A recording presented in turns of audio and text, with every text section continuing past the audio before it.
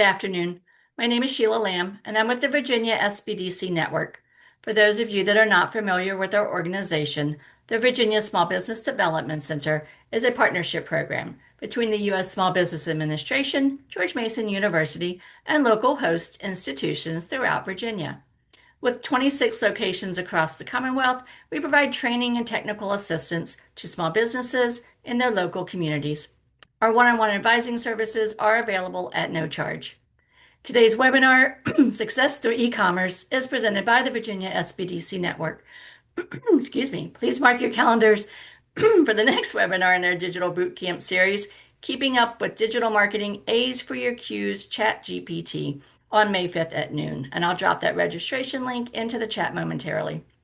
We are recording today's presentation, and it will be posted on our website, virginiasbdc.org. Due to the large number of participants, everyone's microphone is muted and the chat feature is turned off. But if you have questions during the presentation, you can type those into the Q&A box and we will address them at the end of the session, time permitting. We have also enabled a live transcript function, which you can show or hide via your own meeting controls. And now it is my pleasure to introduce our presenter for today's session, Cameron Nelson, CEO of Tenzing Startup Consultants. Cameron has over 21 years of experience in technology and as a senior tech consultant in Silicon Valley, helping Fortune 500 companies improve their digital marketing and e-commerce. At the same time, he founded several tech companies, including a software as a service website for tree preservation and a blockchain platform for nonprofits. Cameron is accomplished in language, culture, has an MBA and MA. He believes new technology products have the ability to shape our world for the better. Please join me in welcoming Cameron Nelson. Thank you for the introduction. And hello, everybody. Welcome to this session on success through e-commerce. In the presentation today, we're going to be looking at how you can build a successful e-commerce-based business, including both how you develop your own website for that purpose and also what third-party e-commerce platforms are available for you to list your products on and to sell them on. In addition, we're going to be talking about techniques and tools you can use to improve your listings, take better photos, and essentially drive more profit for your business through your online sales. As mentioned, if you have any questions, please hold those till the end, and we'll get to as many of those as possible with the time we have left. So with that, let's jump right into it. We have 3 goals for the session today. The first thing is we're going to learn what website and e-commerce platform works best for you and your unique business. Second, I'm going to show you how to set up your online store and start listing your products and how to be effective with your listings to save you time and also maximize the number of people who buy your products. And third, we're going to talk about how do you refine your strategy. This is after you've launched your store, as you take data for the next couple of months about how many people have been there, how many people have shopped. How do you look at the data and how do you make sense of it to maximize your profits and improve your strategy over time?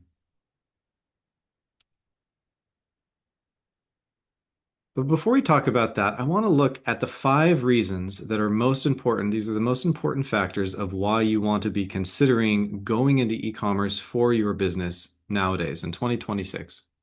These are the 5 key factors that play into that decision. Number 1 is that e-commerce has broad geographical reach. I think we all know that shopping online has accelerated drastically year over year, and that globally e-commerce accounts for $6.8 trillion. And it's projected to reach upwards of $8 trillion by the end of next year. In the US alone, e-commerce sales are about 21% of all retail sales. So this is a huge amount and growing rapidly. So this is the space where people are buying. This is the space you should probably be selling in. Point number 2 is the trend of mobile shopping on our smartphones. In 2024, 80% of retail sales came from online shopping with smartphones. 46% of the consumers now buy products through social media platforms, mainly things like Facebook and Instagram, but also TikTok, YouTube, and other social media platforms where you see ads for products. And this does highlight the importance of having a good social media strategy for your online business. Now, while social media is not the main focus of today's presentation, I do have another bootcamp only on that topic of how you do your social media and online marketing. And you can check our calendar for the next time that is available. Point number three is about sustainability. In recent surveys, about 70% of consumers say they'll pay a little bit more for a product that is sustainably produced, sustainably transported. So things like recyclable packaging and locally sourced materials. E-commerce is a great way to promote your brand message about how sustainable your business and your products are. Point number four is with better personalization. 80% of customers prefer to buy from companies that can personalize the shopping experience. Take, for example, when you go to one of your favorite online shopping websites. Maybe it's Amazon, maybe it's eBay, or it's Etsy. You'll probably notice that they curate the products that they show you because they think you're interested in them based on your shopping history.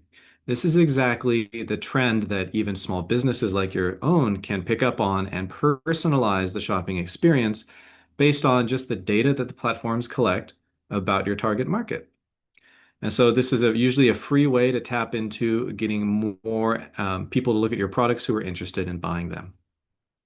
And last is easy conversions. Many small businesses and entrepreneur and direct-to-consumer startups can gain very quick popularity with shoppers. You can offer unique products and personal touches that retailers that are very big in its scale can't really match. So if you think of something like Walmart or Best Buy, they have so many different types of products, they're not really in a niche. So you can easily convert customers who are in your niche because you understand their needs and you can much better target them with your advertising and with your product descriptions. So either one of these five or all five of these taken together are a pretty compelling reason why your business should be considering using an e-commerce platform. Now, with any successful online strategy for a business, usually the bedrock of the strategy starts with your business website. This is your domain name, something like yourbusiness.com. If you don't already have a website for your business, and maybe you're just a startup, and that explains why, these are the four different levels of website that you can be building. Based on my own experience, I've developed these categories.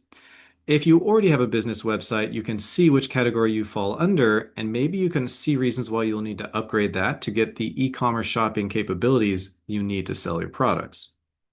First, we have a level one basic level website. This is a very simple website with absolutely no shopping or e-commerce capabilities at all. It's only really suitable if your business is a service-based business, so like a hair salon or something where you just need a website to show your services and your address and contact info. A level two minimum level website takes the concept of a basic website but expands it with a few product pages. So this can show your products for sale. It can have a price. It can have the product descriptions, including images and videos. But to actually complete the checkout process, you'll refer them to a third-party site like Amazon, eBay, or Etsy. A level three robust level website is a great place to be if you're serious about having an e-commerce based business. With this level website, it integrates all the shopping directly onto your website. So the shopping cart, the checkout experience, all these pages, you don't have to leave your website and they can completely buy the product right on your website. This gives it a more premium feel. You're able to charge a little bit more money for your products because you're not linking to an external site.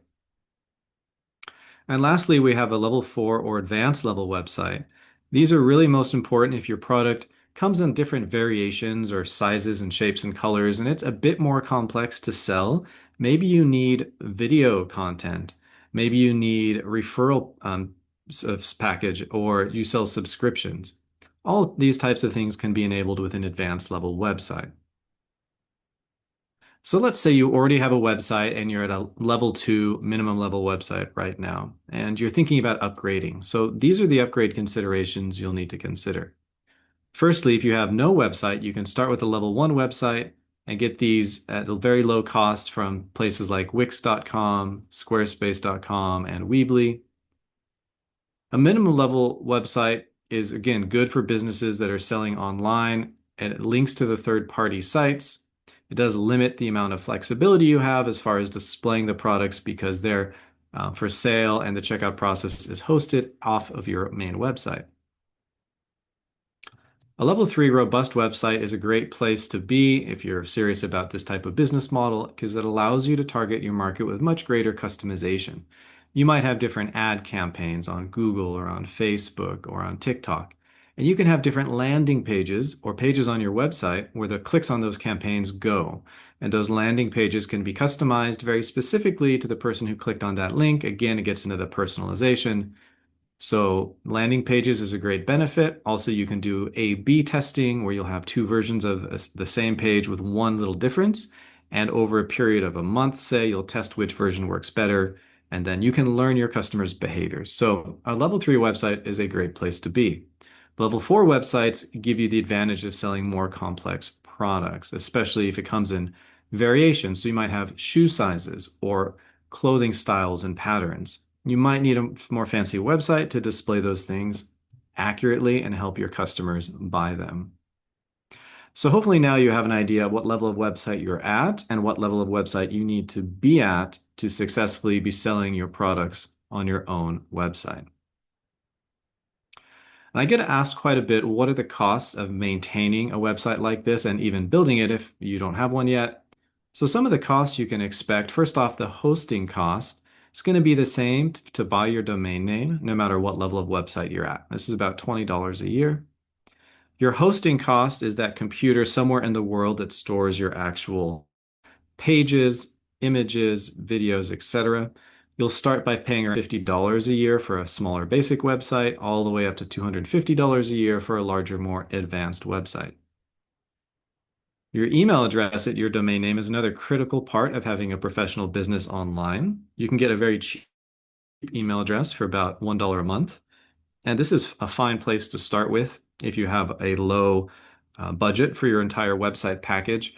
But if you're already going to move up to a level three or four website, I would anticipate you want to spend a little bit more. You can get a Google powered email address, which gives you access to all of the Google Docs, Google Calendar, the spreadsheets and everything you would get with a normal personal Google account. It's about $75 a year, and you can get it at your business. So this is a very nice upgrade. It helps you a lot with your productivity over the life of your business. You can build a great website, but you also need to let people know about it. So paid ads are the primary way people will advertise their website and their products on it. If you just have a basic level website, again, it's like that free tier. You really don't want to spend money on ads at this point. In my opinion, it's probably better to invest that money into upgrading the website itself to at least a level two. But if you're at a level two website, you can start with an ad budget of about $100 a month. You can place your ads either on Google or on Facebook or a different social media platform or marketing platform if you know your target customers are there. If you have a level three website, you can expand your marketing budget to around $3,000 a year. And advanced level websites and businesses that maintain those spend $10,000 a year or more on ads, typically to drive a lot of traffic to them and then get a big boost in their online sales. When it comes to setting up one of these types of websites, I guide a lot of small businesses and entrepreneurs in creating their websites themselves. And I do think anybody here can build a level one or level two website completely on their own. It'll take some time, maybe 5 or 10 hours of learning and tinkering if you've never done it before, but it's definitely possible. However, if you really don't want to do that, you can spend money to hire a professional freelancer. Expect to spend about $300 to $1,000 on a level one website, $750 to $3,000 on a level two website, $2,000 to $9,000 on level three, and advanced level websites can cost anywhere from $8,000 to $45,000 or more, depending on how fancy it's going to be if you hire professionals. The other cost category here is if you're taking any credit card payments, you might need to pay for an encryption, SSL, to encrypt that data. That can cost up to $100 a year, though sometimes it's included for free in your hosting plan, so you can check that out. But this hopefully gives you an idea of your all-around expenses, both to create and maintain one of these types of websites.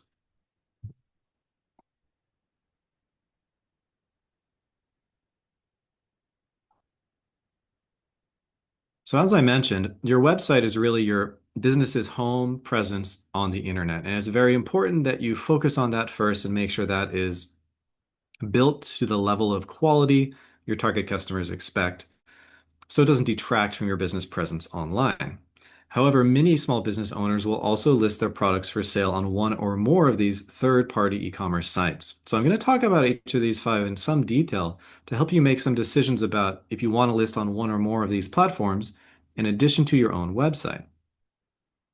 First off is Shopify, which costs between $9 and $79 per month, depending on what types of things you're selling. So, for example, if you're selling a monthly reoccurring subscription package, you have to pay more fee for Shopify to even enable that type of sale. So you're going to pay more, usually pay more than $9 a month to sell your products, but it won't go above 79 a month. You also have a transaction fee that can range between 0 and 2%. These transaction fees basically cover the credit card processing. Shopify has their own credit card processing gateway, which they let you use if you want, and they'll charge you a 0% transaction fee if you do use that. Shopify is a huge e-commerce platform. It's extremely easy to set up for you as a seller. It offers one-click selling, so you don't need to configure pages of options. You can really list your products quickly. And it doesn't, because it is so easy and streamlined, it doesn't let you customize the checkout process very much. So it's fine if you're selling a simple product where it doesn't come in different shapes, sizes, or variations. However, you can't customize the checkout process for more complicated types of products you want to sell. The second platform is Etsy, which charges a 6.5% transaction fee and a 20-cent listing fee for every item. In addition, a 3% payment processing fee. So their fee structure is quite different than Shopify. Some of you might already know of Etsy and how they're focused on handmade, handcraft, vintage type items. It's also very easy to set up your store here and to post your products for sale.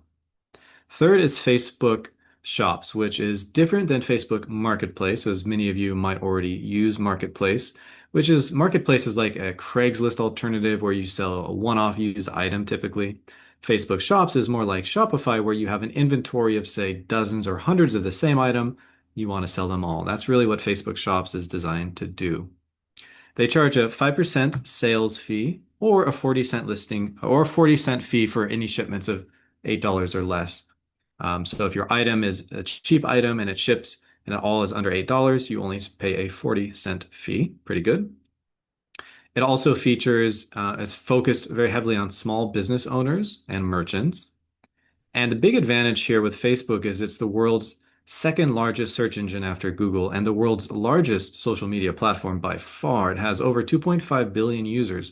So this is a lot of search traffic. It's a lot of people on Facebook searching for the goods and services and products you probably are selling. So by listing on Facebook Shops, you have the advantage of being part of that community.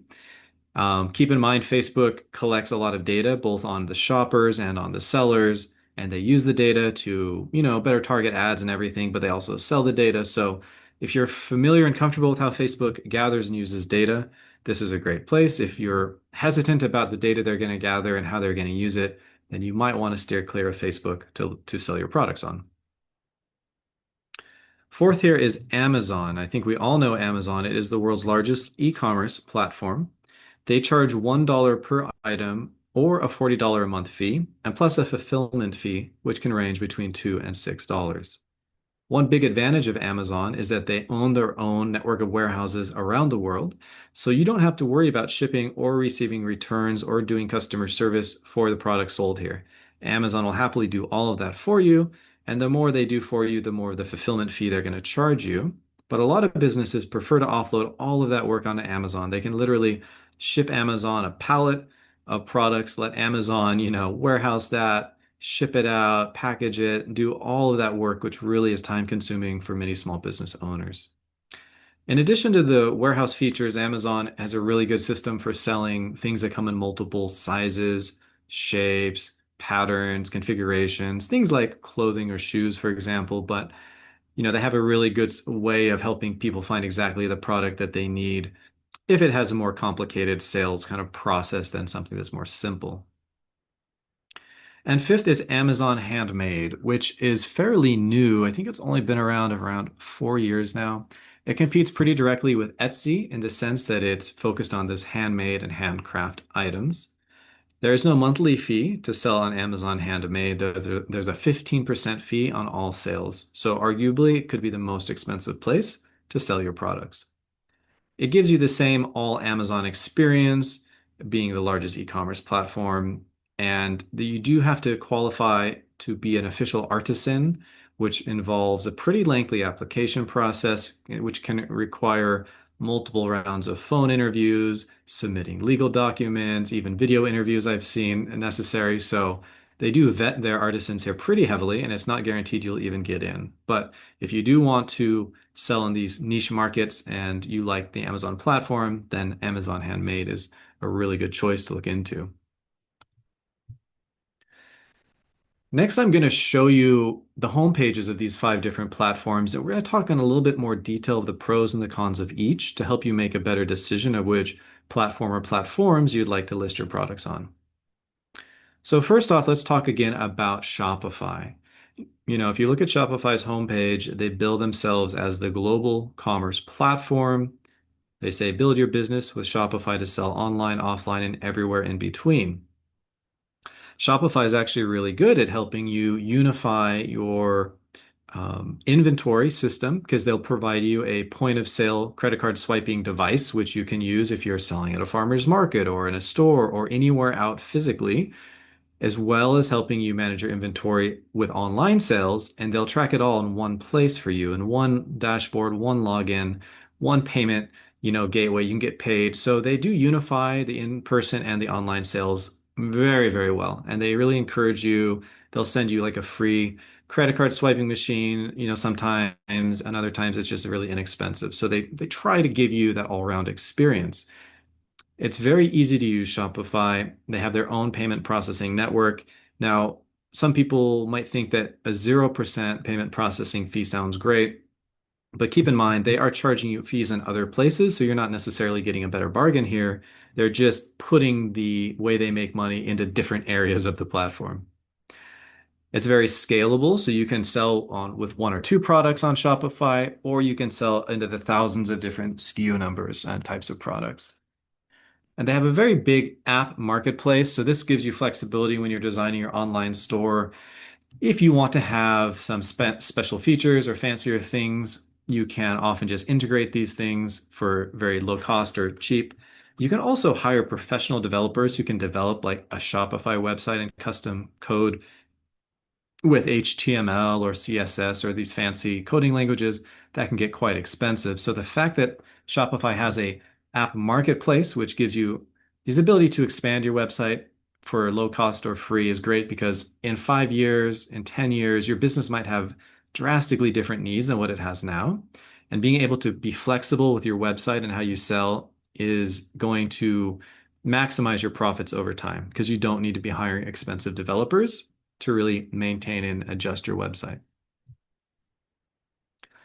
Now, something that came about in the Bitcoin and blockchain era, which was, about 2 or 3 years ago, and it hasn't been talked about as much in the last year, I would say, but the concept of the NFTs or non-fungible tokens was a great way to sell a unique digital product. So unique being there's only one of its kind. If you were a digital artist, digital music maker, digital movie maker, and you wanted to sell the one unique version of this piece of artwork, you could create an NFT and it would be kind of the unique digital fingerprint of this. Shopify is the only major platform that really allows you as a seller to create NFTs of digital things and sell them on Shopify. So that's pretty cool. If you are creating digital content and you're interested in exploring if an NFT makes sense for you, then I encourage you to learn more about it. This link here to Shopify's page talking about it will be emailed to you with this presentation, but it's just there in case you're in this industry of the digital products and it might make sense for you to use Shopify for that. Next, let's talk about Etsy. As we can see by looking at their homepage, some of the product categories they're helping people list their products on in are things like unique gifts, Father's Day, Mother's Day, etc., outdoor entertaining, barware and glassware, leather, wedding gifts, handmade, arts and crafts things, wood cutting boards, leather goods, etc. So it has a lot of niche categories. I think that's its biggest advantage. It's also very easy to set up, just like Shopify.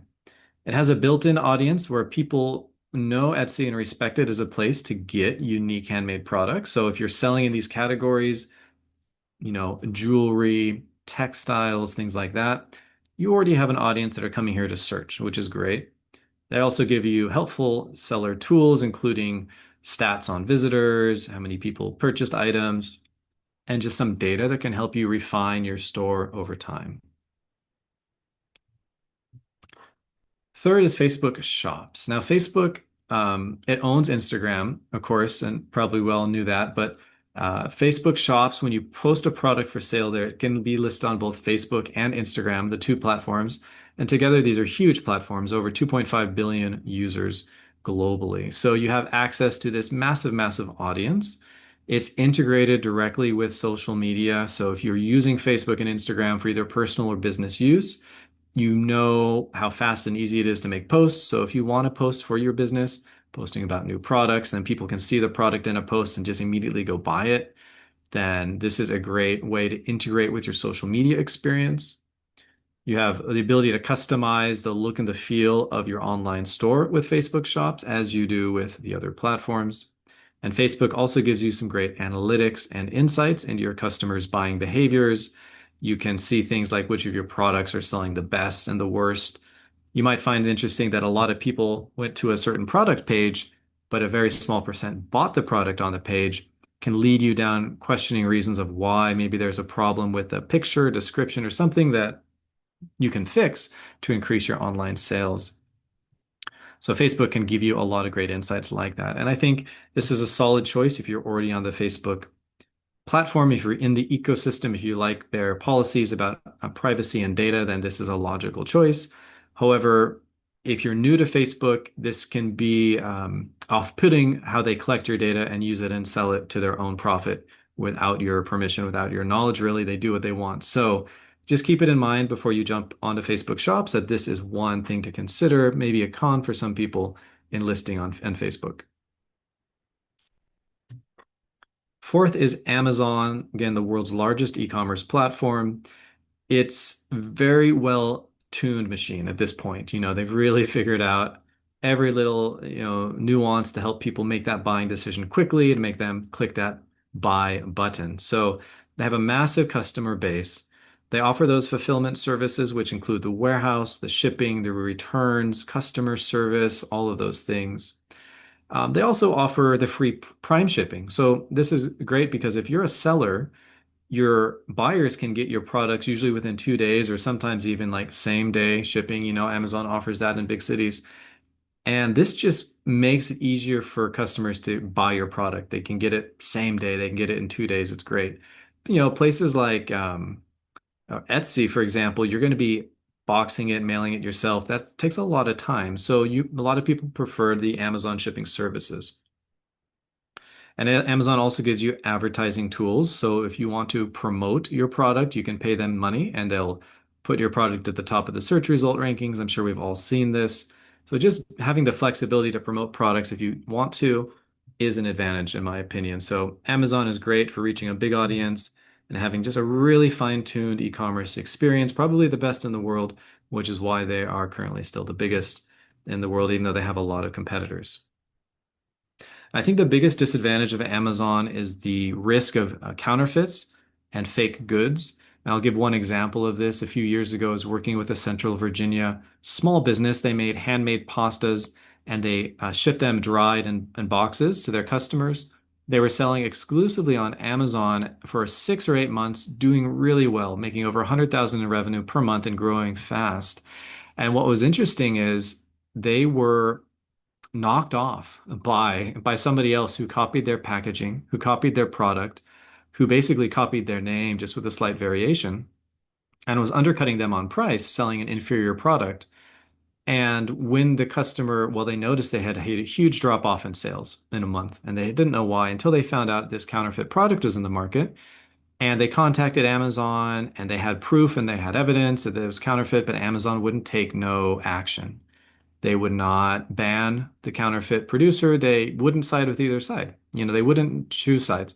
So this is a big problem. A lot of businesses do run into the issue where if they get big enough fast enough, they're noticed and they can be counterfeited, even with food. So it's a bit of a risk. In this example, the business had to really quickly pivot to building their own e-commerce website, which did take a couple months. They had to redirect all the traffic from their ads and their marketing to their website away from Amazon. And they lost hundreds of thousands of dollars in sales because they had to make this drastic, quick pivot. So the lesson here is that don't rely on just one e-commerce platform. There's a lot of reasons. Counterfeit is just one of them, but always have your own website as a solid backup choice. And over time, shift as much percentage of your online sales to your own website. Gives you much more power and control over your business than relying on something like Amazon. So Amazon has the pros, and I think that one really big con. And lastly, we have Amazon Handmade, which competes directly with Etsy. They like to sell things like jewelry, home decor, kitchen and dining, beauty, pet products, things like that. Brands here seem to have a higher level of integrity because there is a rigorous verification process, as I mentioned. There's no listing fees, though you pay the 15% sales fee, and you can still fulfill all the services through the Amazon warehouse network. So hopefully now you have an idea of which of the five major e-commerce platforms you would list on. Some people choose to list on one, some people will choose multiple. There's really not a disadvantage to listing on more than one place other than your time. It can just be very time consuming to create the accounts, to upload the pictures and maintain all your listings across different platforms. But once you've settled on the platform or platforms you want to be selling on, I want to talk about what your next step is. How do you find your products to sell?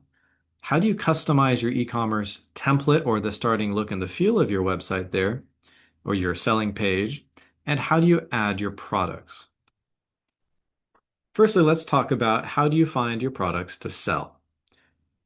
How many products do you want to sell is the first question you should ask yourself. Some businesses will start with just one or two, others have a list of thousands. And I've worked with businesses who have tried to list thousands to begin with, and it's very overwhelming. It takes too much time. Even with some way you can automate your listings if you have data in Excel spreadsheets, to some extent you can automate it. It's still very, very time consuming. So I recommend if you're starting off to just list 10 to 20 items to start, and then that's a good place to be in your first few months. When you're looking at what products to sell, ask yourself these questions. Does it solve a customer pain point, the product? And the bigger the pain it solves, the better it will sell online. Does it appeal to an enthusiast or hobbyist crowd? If it does, then you can sell on Amazon Handmade or Etsy. You should try to sell products that go with a passion of yours and your personal and professional experience because you need to just be ahead of the curve. You need to have some unique knowledge that not everybody has to be a good seller, something to tap into the mentality of your target buyers. You need to understand them. Try to capitalize on trends early. This helps if you're an expert in a certain field or with a certain type of product. To learn about trends, you can read things like product reviews and read the pros and the negatives of your competing products to find out what people like and don't like about them. Litmus test a product idea before you launch 100 products in the same type of category. Just start with a couple. See if you're able to sell what you think are the best sellers, and if you're being successful, you can expand your product listing in that category. There's a lot of great tools out there to help you browse what's trending in online sales. Amazon has their own number one top seller in the categories, and you can see this change every day. There's also other third-party sites. One I like to refer people to is called Camel Camel Camel, and that's just like the animal three times over. So camelcamelcamel.com. And that's a good place that gives you some free insights and analytics into products that you might be considering buying, trends on major sales platforms, price fluctuations, and all that stuff. So it's a good place to do research. Always try to sell products with a higher profit margin because you're going to be competing in a very crowded space. There are lots of people buying on Amazon. There's a lot of people selling there too. So you have a lot of competition. You might have to lower your prices compared to selling your same products in a brick and mortar store or at a farmer's market. So if you go in with too low profit margins, you might find you're not able to make a profit. And lastly, always be on the lookout for new trends and selling opportunities because your competitors will certainly be looking out for those opportunities as well.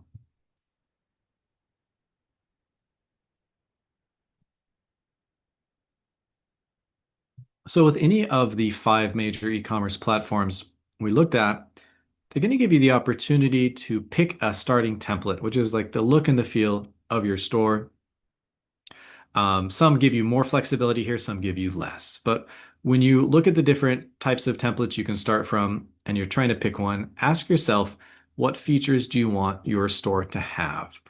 Do you want it to have a video right up front? Do you have a good video?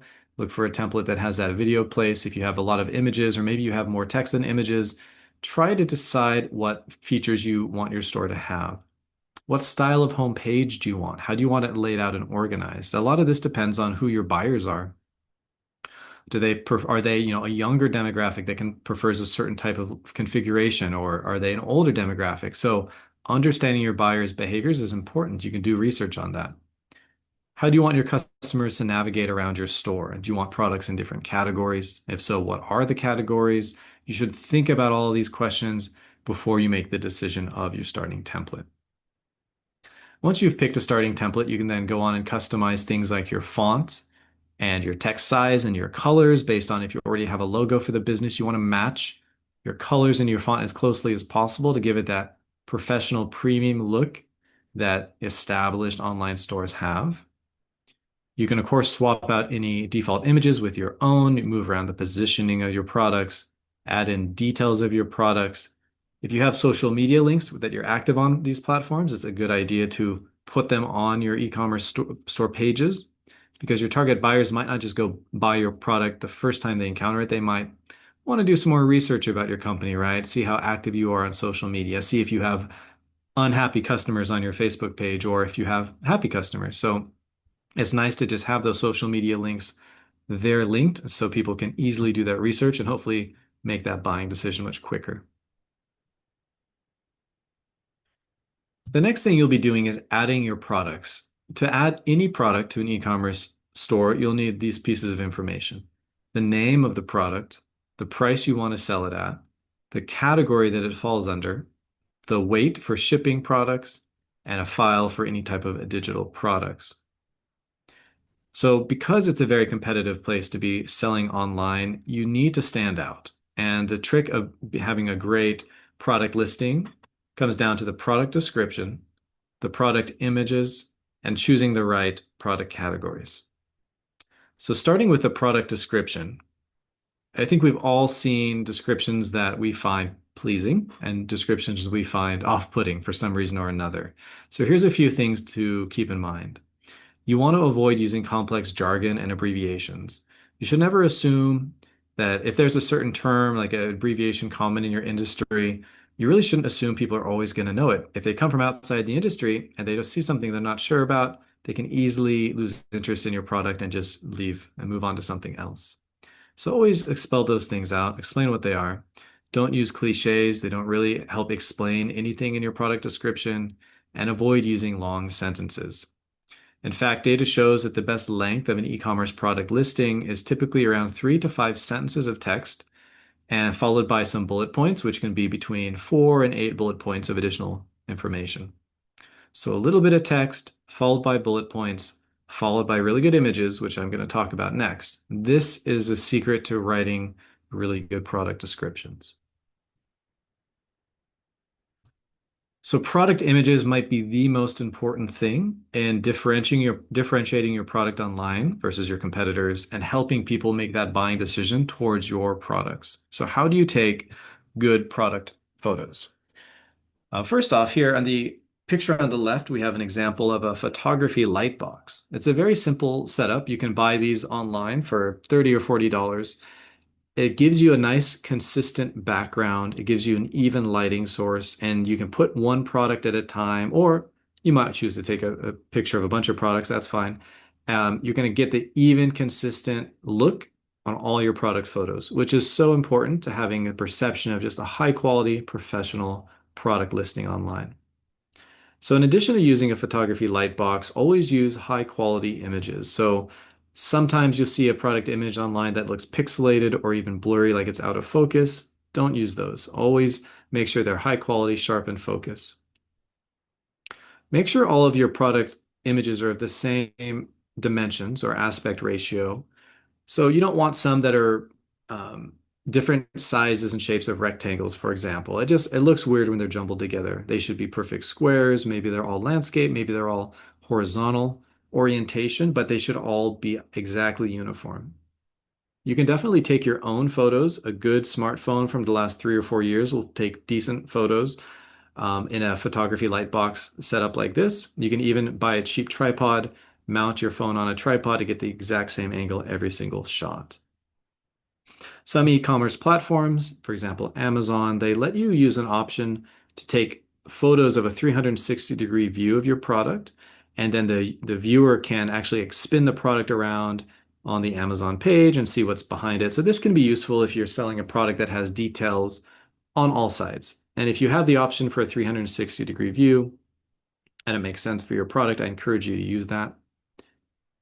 Next is to take variation images. So every different variation, whether it's different patterns, different colors of a product, make sure you have a picture of that variation.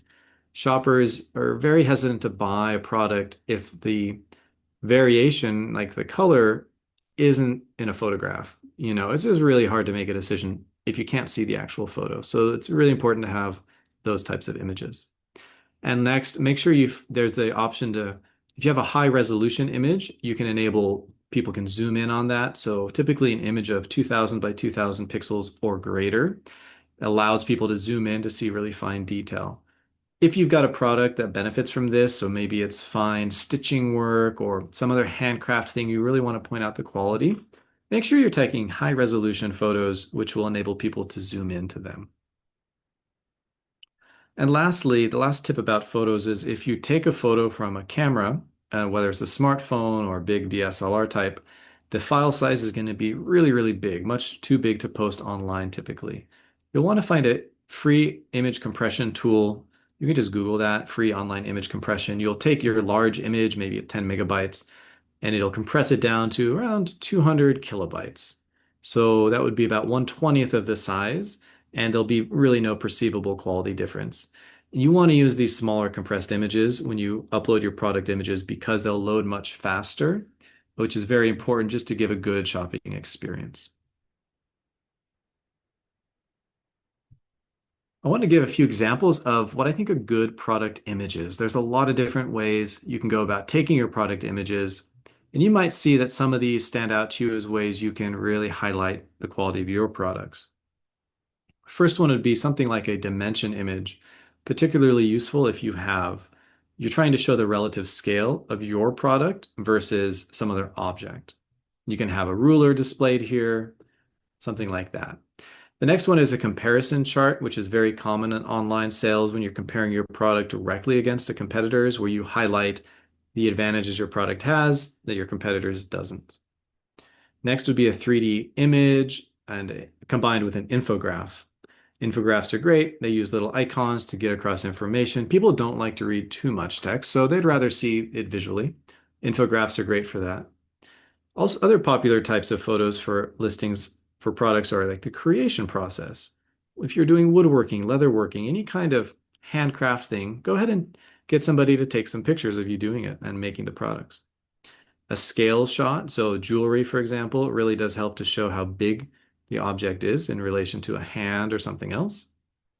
Also, you can take a group shot of very similar products. Maybe they come in different scents or something, but you don't, if you're going to have four products of this almost identical looking packaging, you can do a group shot. It's fine. So you can mix and match how you take product photos and find other examples online, but be creative and make sure the photos all look of a very high quality because it's the single most important factor in being successful selling these products online.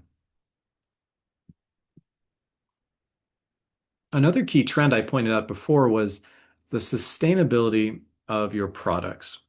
Well, about 46% of consumers are more likely to purchase from companies that support environmental or social causes, and they have a strong preference for brands that use sustainable practices. So, as you're sourcing your products and developing them, you can keep this in mind. Of course, the benefit of being sustainable only goes as far as you can communicate it to your target buyers. So if they don't understand you're being sustainable when they're looking at your products, the fact that you're sustainable won't impact their buying decision. So you can implement sustainable practices. Some ideas are ethical sourcing, eco-friendly packaging, and your manufacturing processes. And the benefits are going to be increased brand loyalty and increased market competitiveness. But again, you have to communicate your sustainability focus or else it gets lost. So you need to, of course, you can say this in the product description. You can have an image or two talking about your sustainable practice. So focus on bringing awareness to that in your images and your text. And, if you start getting feedback over a couple of months, people giving you some questions. How sustainable is it in this area or this area? Evaluate and adjust your value proposition with your sustainable practices. Adjust your wording, right? Answer those questions you get asked in the product description. Anything you can do to be proactive in helping people with similar questions in the future get that information soon, help them make that buying decision, and really help them understand your sustainability efforts that you're taking. So, as with everything in the last few years, AI is changing the way this industry works. AI is being used across all these major e-commerce platforms in the realms of personalizing the e-commerce experience. AI is being used to analyze customer data, which studies have shown enhances customer satisfaction. They're seeing the products they're interested in versus products they don't care about. AI is increasing the conversion rate, helping people buy the products they're looking for and buy faster and taking less time looking. So this is how four of these platforms are integrating AI and how you can be using it to your benefit. Shopify is using AI to personalize that product recommendation experience to buyers, and it's giving them better search functionality, helping customers find products they're looking for more effectively. Etsy is also using AI to improve the search and discovery on the platform, managing and suggesting pricing strategies to you as the seller. So they'll look at your competitors who are selling similar products. Let's say you're selling handmade leather cowboy hats. There's probably hundreds of vendors on Etsy selling handmade leather cowboy hats, but Etsy will give you tips based on AI and say, oh, these competitors are using these prices, and we think you might adjust your price. It could be up, could be down, but they do come in with these AI generated insights, which are pretty cool. And they weren't available even 1 year ago. Etsy also helps you optimize your listings to match buyers' search preferences, like the search keywords and terms and things like that. Facebook Shops is using AI to personalize the shopping experience and making those product recommendations. And they're enabling things like visual search in Instagram. So if you see this leather cowboy hat on a model in Instagram, Facebook's enabled it so it can be linked to the products for sale of a leather cowboy hat, right? So you can, if you're on the Facebook platform Shops, you can be benefiting from this AI visual analysis. It's pretty interesting. And Amazon's using AI to use customer data for suggestions and helping you forecast demand to help keep your items in stock more efficiently. I'm sure this is just the tip of the iceberg as it applies to AI and e-commerce. Other ways AI is being used is building your own business website. I have a whole presentation on building a business website. That's its entire own topic, but in that I focus quite a lot on AI tools. It's getting to the point where you can just type a few paragraphs describing what website you want to an AI, and it will literally write your website from scratch, custom for you in a couple of minutes. It's pretty incredible. So a lot of things happening with AI for websites and e-commerce shopping. I do encourage you all to stay abreast of what's happening in this realm, stay current with the news, keep coming to presentations like this where we do teach you the latest things because as a small business owner, understanding how AI is shifting the landscape is very important nowadays. So the third part of the presentation today is I want to talk about launching your store and maximizing your profits. So first we're going to cover how do you set up your payment methods, how do you get paid from selling your products, very important. How do you preview, test, and publish your online store? And what's important to follow up with an advisor or professional after you launch to make sure you're really maximizing your potential with online sales. So this is a brief summary of marketing techniques and tools you can use. I have, again, a different presentation on the marketing aspect of online businesses, and I encourage you to come to that if you want to learn more. But in a short summary, firstly is social media marketing and email marketing. So you can start by marketing on social media and email, which helps you increase the brand awareness, and you can personalize your outbound marketing message. You can position your brand, your product. You can say exactly what that pain point is that you're solving. MailChimp is a great free platform you can use to send outbound marketing emails. Marketing tactic number two is content marketing, creating how-to videos. If your product can lend itself well to a video like that, creating blogs or content about your products, posting regularly on platforms with product photos or short videos. It's basically about creating content, using hashtags so people find your product and your business who aren't already your followers, and building that online following. Um, Point number two, content marketing is a slow grind. It does take a while, like years, to build a large online following, typically, unless you have some shortcut there, like you have an influencer who talks about your products that can give you a big boost there. But this is a good strategy to start with early because it does take a long time to build up momentum. Third marketing on a shoestring technique is local marketing. You can create a business profile on Google Maps, which is free. You do need a physical address for that, not typically a home address. So if you have a physical store or something, you can have on Google Maps. Though if you're selling purely e-commerce, you don't have a physical store, then Google Maps probably is not your best place.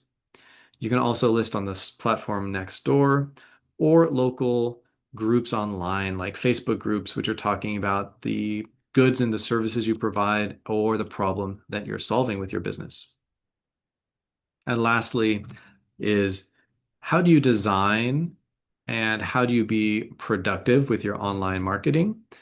Canva is a great design tool which has a free tier, and you can create everything from logos and graphics to AI created content now, videos and things like that. So Canva is a great design tool for you. You can find free stock images on unsplash.com, and Google Analytics is a free online analytical tool that you can put on your own website and other sites you sell products on to track behavior of your target market. So, as a quick introduction, like I said, this is how to market your e-commerce site. And if you're interested in learning more, we'll have a whole presentation just on this topic. Probably it's coming up in the next few months. So next is how do you set up your payment methods so you can get paid? Typically, you're going to pay between 1% plus 10 cents per transaction, all the way up to 3% plus 30 cents per transaction. This varies depending on who's taking the payments, both the origin and the destination credit card processing companies and other layers and people in between. So that's why it can vary so much. You have three main ways of accepting payments. The first one is a merchant account and a payment gateway. So Bank of America, Chase, Wells Fargo, these banks will give you the ability to process credit card transactions on your website directly through their bank, and they'll charge you the fee. And then, of course, they'll put those funds directly into your business bank account. So that's one way to go. The second way is a payment gateway package. A good example of this is a app service called WooCommerce, which is the world's number one e-commerce platform for building websites on the platform of WordPress. So if that's too many names you're unfamiliar with, I do apologize. WordPress is a very popular platform for building a business website, and WooCommerce is a add-on that enables e-commerce. But this is an example of a payment gateway package. WooCommerce takes the credit card transaction, processes it, you give it your details of your business bank account, and then it pays you. And lastly is simplified credit card payment processing. An example of this is Shopify, who has their own payment gateway.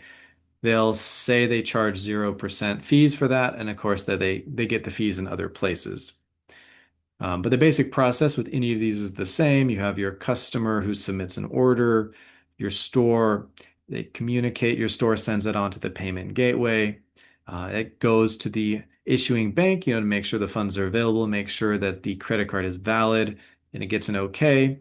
And then finally, you get the payout to the merchant. So that's how the process works in all of these different scenarios. And depending on your unique selling conditions and scenarios, any one of these three could be the most cost-effective solution for you.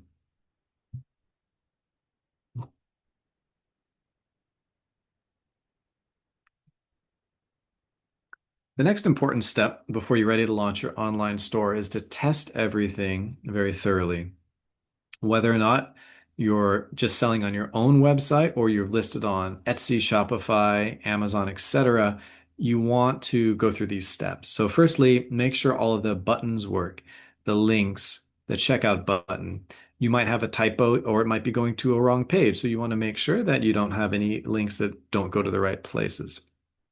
Second is check all of your content, every, punctuation, all the spelling of all the words. You want to make sure that everything is grammatically correct. Make sure all of your pictures are of a consistent aspect ratio, like I mentioned, consistent quality, consistent lighting is very important. Lastly, go ahead and do a test purchase or two. Pay like you would, you're a customer. Just make sure all the notifications for new orders you set up work properly. You just want to thoroughly test it all out.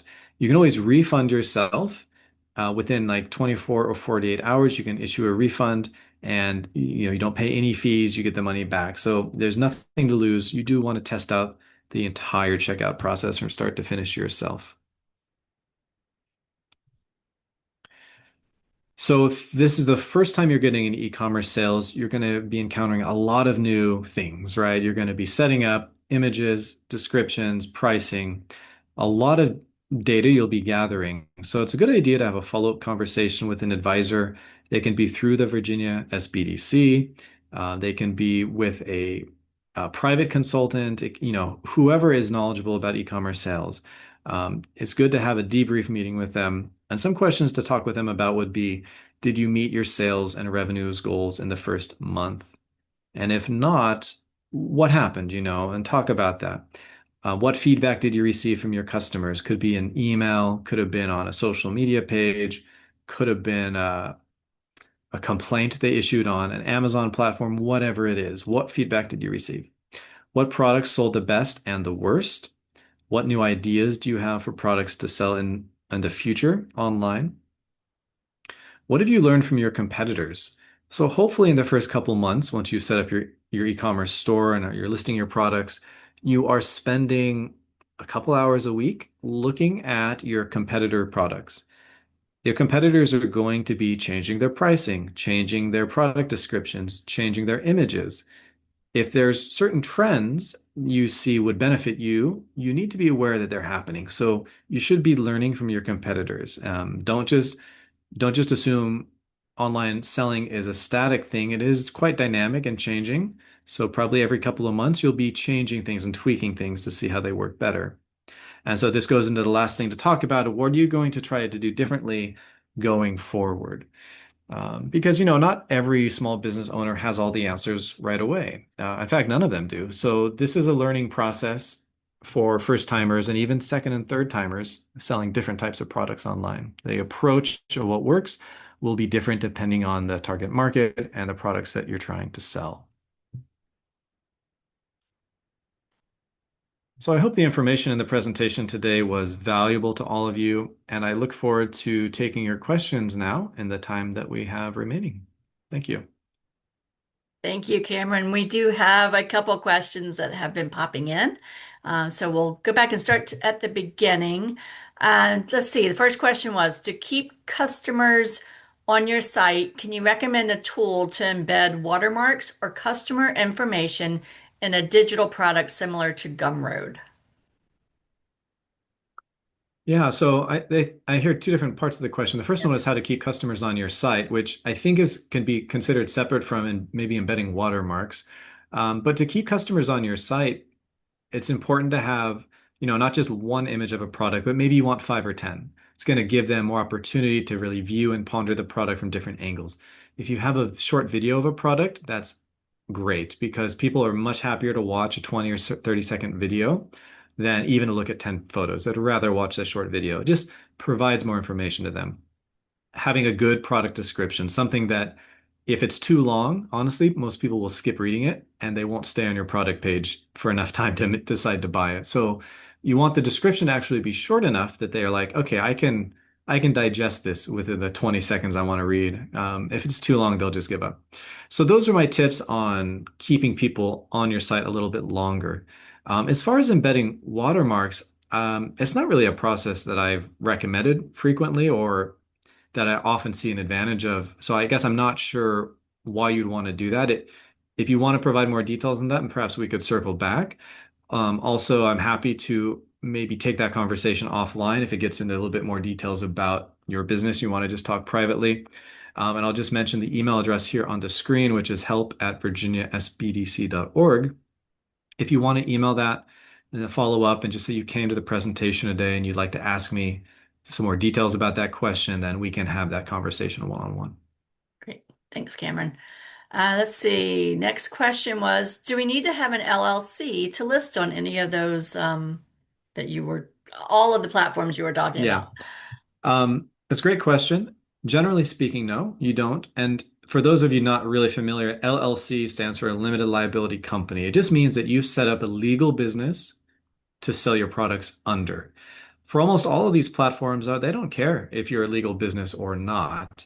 Now, however, let's say you're selling on Etsy. If you sell a product and somebody hurts themselves with your product, what happens? Well, if you're selling it as an individual, you can be sued, which is not a good thing. You can be sued for your personal wealth, right? So your house, your car, all those things. If you're created an LLC, it limits the liability of something like that happening to only the assets or wealth of your business, right? So um, that you're personally more protected and only your business can be sued. So I'm not a legal expert, but in a nutshell, that's how the system works. So if you're serious about selling online and you don't want any risk of being personally liable for what happens with your products, because really, who does? Like anything could happen with almost any type of product.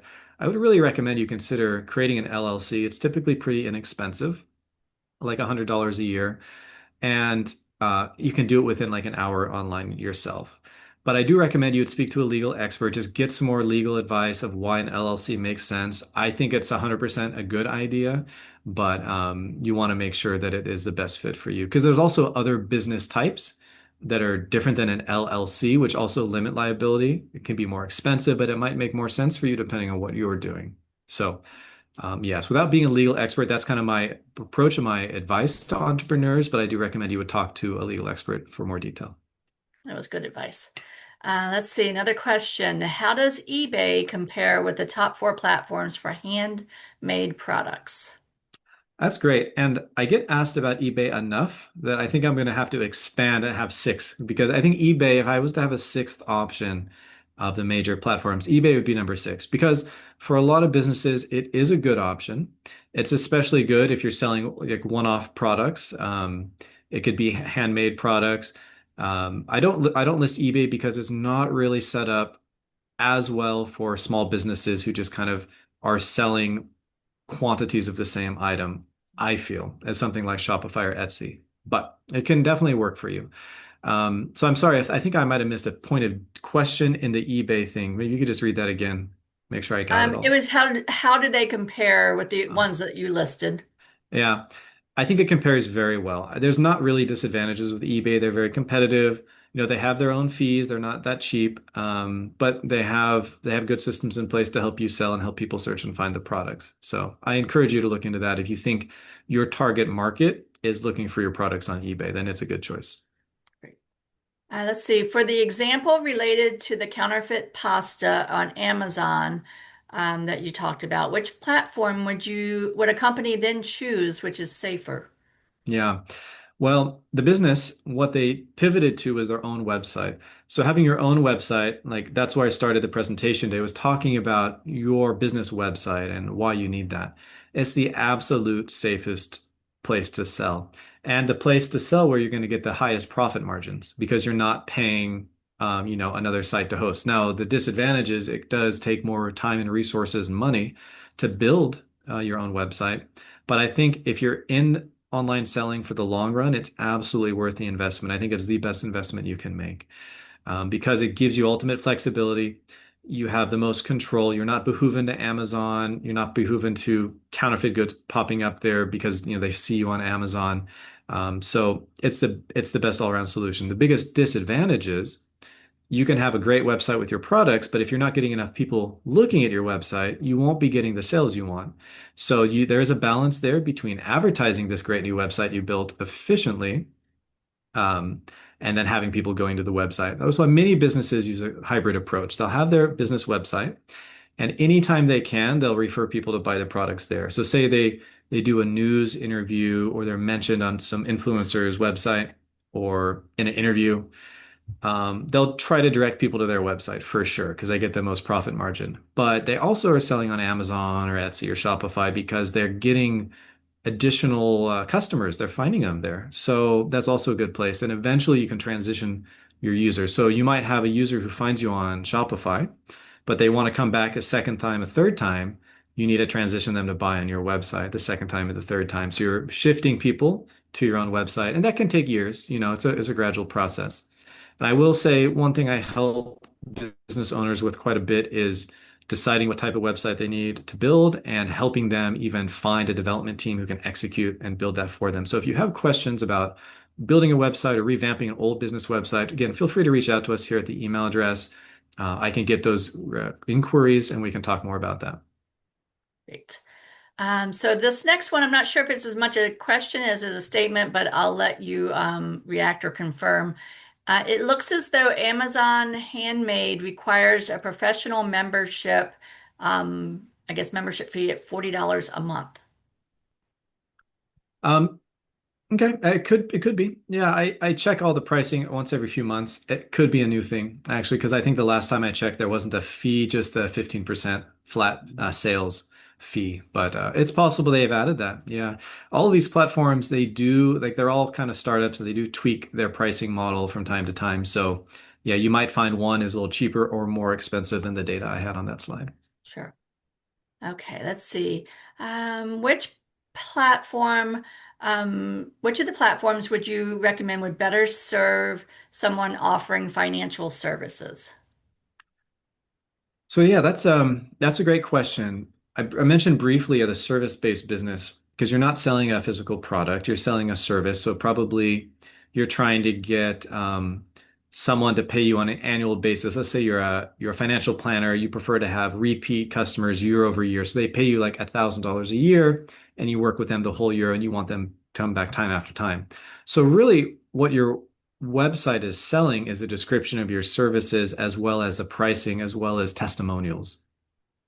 So really for that type of thing is focusing on your own website, not one of these third-party sites. You can't sell that on Amazon. Shopify, you can sell services and subscription packages on Shopify, but it's not really set up for that. So having your own professional website is the absolute gold standard for those types of service-based financial advising businesses like accounting or anything along those lines. You can, of course, do advertising. You can have ads on Facebook or Google. You can have a social media presence. But at the end of the day, you're leading people to your website where you have a really a fine-tuned approach on giving them that sales pitch and helping them either pay online or connect with you online and take the payments some other way. And in addition to that question, and I think you pretty much covered it, but just in case you have something else to recommend, they're asking someone else is asking the same question about is there a platform or would it be the website if you're offering business management consulting? hmm Yeah, it's almost exactly the same as the financial consulting. Having a really well-rounded business website with a good name and a good logo and just a professional appearance, and then having a good marketing strategy. There's obviously thousands of people every day looking for your type of consulting service. The trick is, and they're probably looking in two places. They're probably looking in Google and they're looking on Facebook primarily. So the trick is, are you going to put an ad on one of those platforms? It's probably a good idea. I have a small budget. Like I said, you can start with about $100 a month, which is, $5, something like $5, $10 a day. And you'll write your ad. For that, you'll be seeing maybe dozens or even hundreds of people coming to your website from the ad, and it's a matter of converting them. So this is where talking to a professional website developer helps in saying, well, these are the tactics which help you convert these visitors to a paying customer, or at least to an inquiry where they contact you and then you can sell them on your services. So being in a consulting business, this is how the flow usually works because you're not selling the physical product. So I do work with a lot of service-based businesses. And again, if you'd like some more personalized advice, feel free to email us at the email here on the screen. It's Cameron. Let's see. How do you, and I know you cover this in one of your other sessions, but the question did come up here. How do you keep your site on top when customers search for it via search engine? Since we hmm have enough time, if you could quickly cover that, that kind of Yeah. falls in. So let's take Google, for example, the world's largest search engine. When they search for something, let's say you're business consulting, they'll search for business consulting, Alexandria, Virginia, something. So it's about the SEO, your search engine optimization of your website. It's a matter of lining up the search terms like business consulting, Alexandria, Virginia, with words that appear on your website. That in essence, that's the key to it all. But there's more nuance. There's words that are, a similar word. They might not put business consulting, they might put entrepreneurship consulting, Alexandria, Virginia. So you need to think of alternative words they might be searching for that you also want them to find your website on. So there's a lot of research you can do. There's tools that can help you with your SEO. AI nowadays is good for SEO. And so if you say, give me your top 20 recommendations to improve the SEO of my existing website, or if you're building a new website, you can have it generate some ideas. And these are pretty good generally. I'd say they're about 80% accurate. You can still always talk to an experienced professional to fine tune the recommendations or figure out which ones are worth using, which ones should be ignored. But yeah, AI is a great tool, but what you're trying to do is improve your search engine optimization, and that's the secret of making your search appear nearer the top as possible. Of course, if you're in a crowded industry in a crowded location, you're competing against hundreds of businesses who have very established websites and probably lots of resources going into improving their SEO. So sometimes you have to get more creative with your marketing than just relying on, oh, I'm going to be number one. Where if you're in the DC area and you're in, business consulting, you have a lot of stiff competition. So maybe you want to go to some networking events and meet people face to face. Maybe there's some opportunities like that that are more creative where you'll be more effective. So it's about knowing your target market, knowing your competition as well. And you may have covered this next question, but you covered a lot. So, and I think it's a good question to reiterate. What platform should I start with as a beginner? They're just starting their business, Okay, so probably which of these e-commerce platforms? right?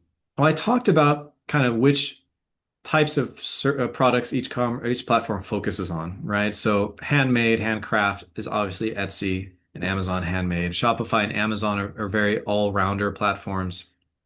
And the Facebook one, if you're already using Facebook. So, I mean, beyond that, you need to take what you know about your product and your target market and just make a decision. You can also just start doing some research and do some Google searches or ask some AI and brainstorm a little bit more. But yeah, without knowing a lot more details about your business, I can't recommend more thoroughly. But I think I've given you the starting point to make that decision. It's just a matter of now spending a few hours collecting data, really thinking about it, again, spend time at this stage. It'll save you a lot of grief down the road. Really understand the best choice to be in because it'll take you many more hours to create an account on a platform to upload everything. And if it's not the right one, you find out in 3 months, you're going to have wasted a lot of that effort. So really do your research now and be pretty confident before you go into a certain area with your products that, to the best of your knowledge, this is the right one. So I encourage you to do that. And again, if you'd like to talk about any more details about that, you can email us and I'll see if I can help more. Yeah, for that attendee's question, I also directed her to the help email. I Yeah, think that would be a good great. idea, and we'll get her helped. Yeah, I don't we have any try. other questions right now, so I'm going to put out a last call for questions. And Cameron, last words of wisdom.